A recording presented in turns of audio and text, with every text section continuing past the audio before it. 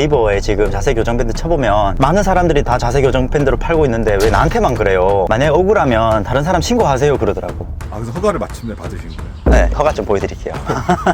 누구나 대표님처럼 허가를 받을 수 있는 건가요? 해보니까 하나도 안 어려웠어요. 근데 이게 이때까지는 누군가가 돈을 많이 벌었었던 거를 보니 이게 꿀정 보니까 안 풀린 거예요, 사실. 아, 해보니까 이게 별게 아니었구나. 별게 아닌데 사람들이 몰랐고.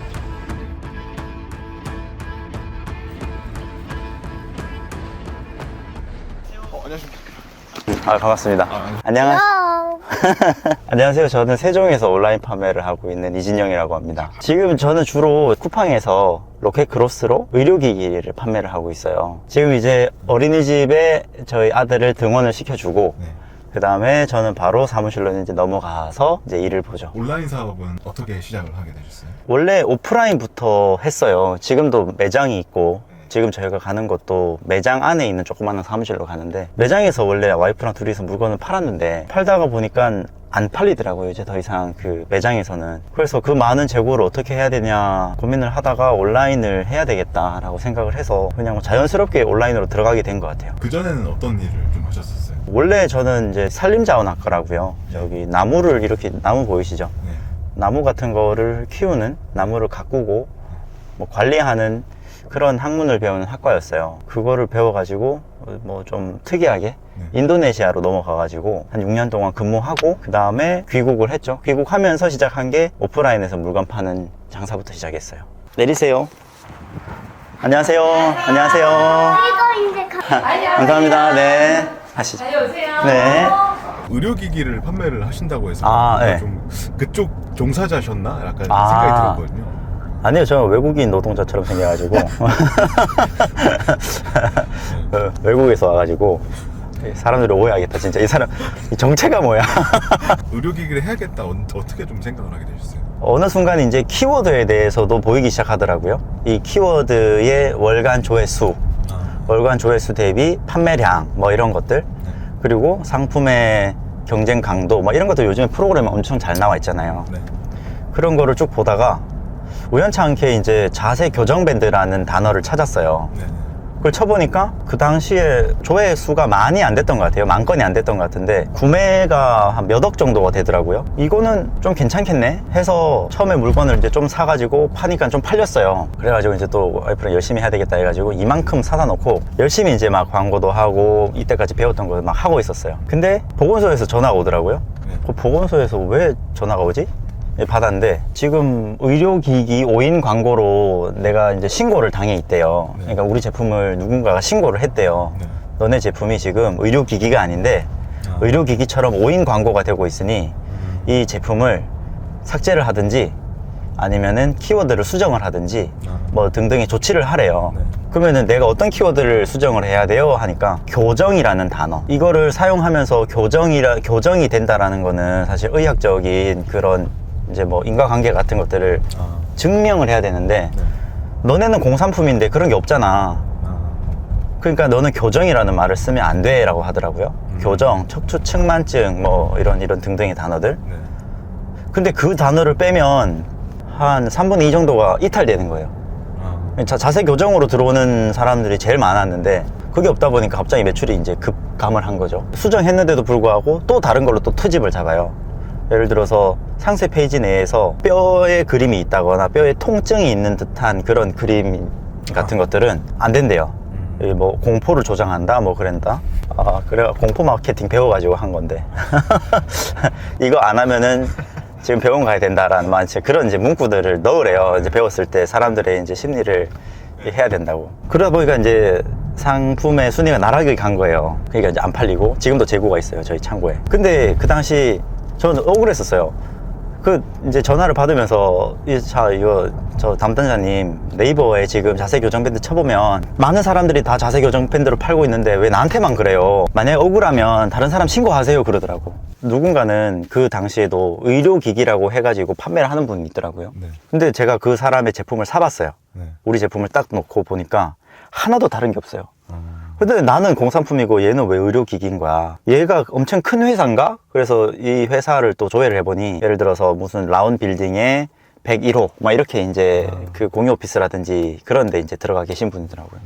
그러니까 회사가 커서 이거에 얘는 의료기기가 일까 이것도 아닌 거였었어요. 그때 이제 좀 캐치를 하고 아 나도 그러면은 이제 의료기기로 해야 되겠다라고 이제 생각을 해가지고 들어갔었던 거죠. 사실 인터넷에 보면 그 정보들이 되게 파편화돼 있어요. 하나로 다 뭉쳐져 있지 않고 여기에 조금 정보가 있고 저기에 조금 정보가 있고 그것들이 이제 드래곤볼 마냥 저희 가서 요 정보 모아오고 저희 가서 또 이거 가져오고 해가지고 조합을 해보니 되더라고요. 아, 그래서 허가를 마침내 받으신 거예요? 네, 나중에 그 허가 좀 보여드릴게요. 누구나 그 대표님처럼 허가를 받을 수 있는 건가요? 네, 이게 보면 안 어려워요. 다 해보니까 하나도 안 어려웠어요. 근데 이게 이때까지는 정보의 불균형으로 비대칭으로 누군가가 돈을 많이 벌었었던 거를 보니 이게 꿀 정보니까 안 풀린 거예요, 사실. 아, 해보니까 이게 별게 아니었구나. 별게 아닌데 사람들이 몰랐고. 그러면 이따가 정보를 살짝 풀어주실 수 있는 네, 알겠습니다. 아, 진짜 별로 안 어려워요. 감사합니다. 요건만 되면 돼요. 아침에 오면 사실 이제 이런 거 항상 제일 먼저 보거든요. 현재 지금 또 잘 되고 있는지 안 되고 있는지를 아침에 들어왔을 때 지금 이제 110만 원 정도 나갔네요. 이러면 이제 기분이 좋아요. 아, 이거 지금 한 9시간 정도에 110만 원. 그렇죠. 이러면은 제 생각에 오늘 500 정도는 갈 것 같아요. 그 9월달 매출 한번? 9월이 1억 700 정도. 네.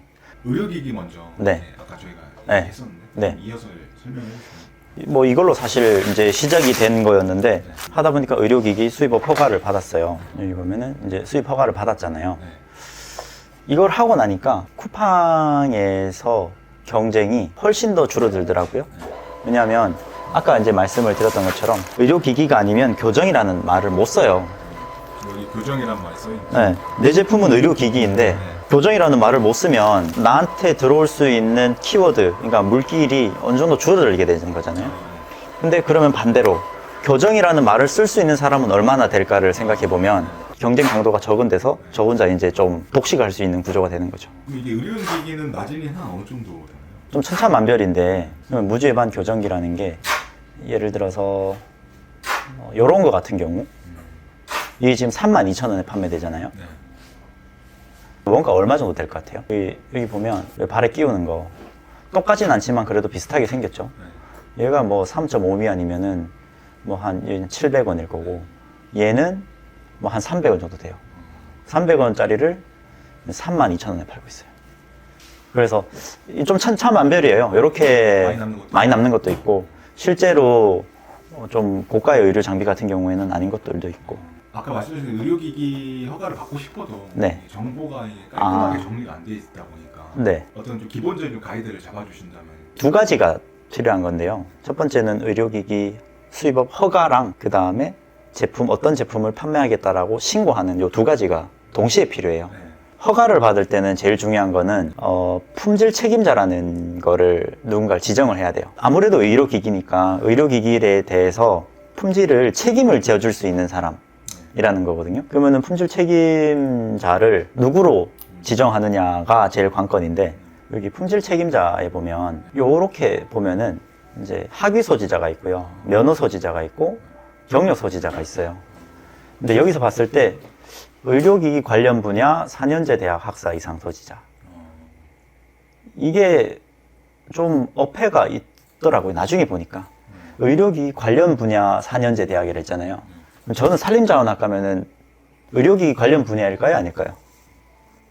왠지 아닐 것 같잖아요. 사람들이 다 그렇게 생각했던 것 같아요. 저도 처음에 그렇게 생각했었어요. 나는 자연과학이긴 한데 의료기기 관련 분야는 아니니까 안 되겠지 라는 생각이 좀 컸었어요. 근데 그 뭐 못 먹어도 고 맨땅에 헤딩 한다는 생각으로 그냥 넣어봤었거든요.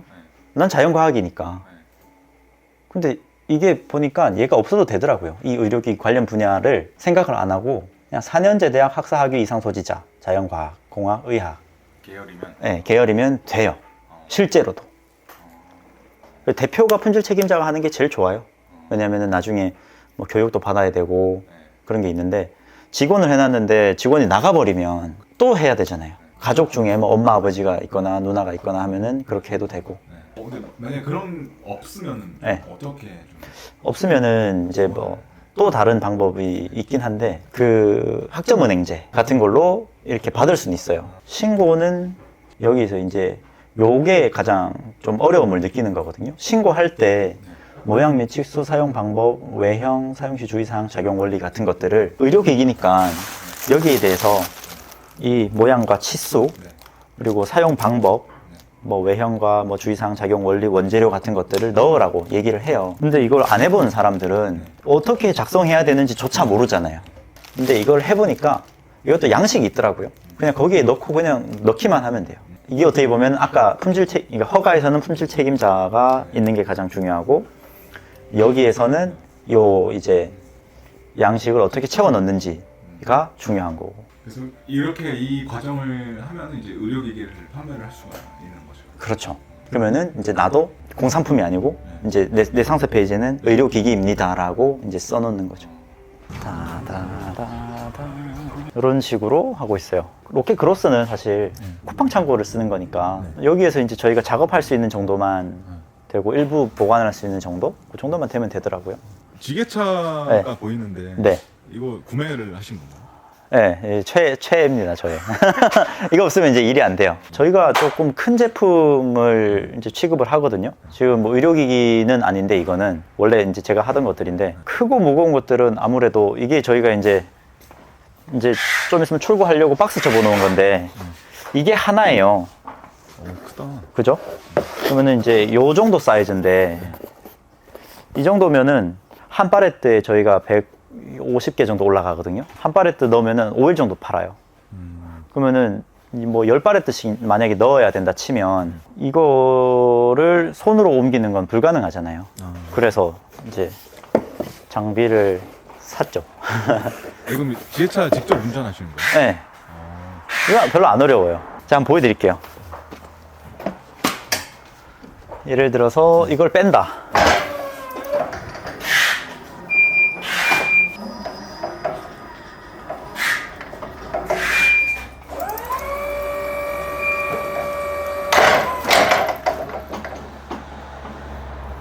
이렇게